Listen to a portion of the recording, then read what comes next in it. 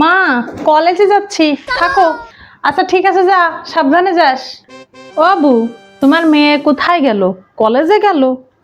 শুনে আসি কলেজে বিশ্ববিদ্যালয় যারা পড়ে তারা নষ্ট হয়, ভালো হয় না, পর পুরুষের সাথে ঘুরিয়ে বেড়ায়। আমার মেয়ে আমি বিয়ে দিয়ে দিছি, অত বাপু বেশি লেখাপড়া করার দরকার নেই, আছে ভালো, জামাইটাও পাইছি ভালো। বাবু, ওই বৃষ্টি ছিল না, বৃষ্টির মা ওই যে অত বড় বড় কথা বলে, ছোট মেয়ে বিয়ে দিছি, আমরা কেন মেয়ে লেখাপড়া করাই, তাই নিয়ে তোমার আর আমার খুব বলে না।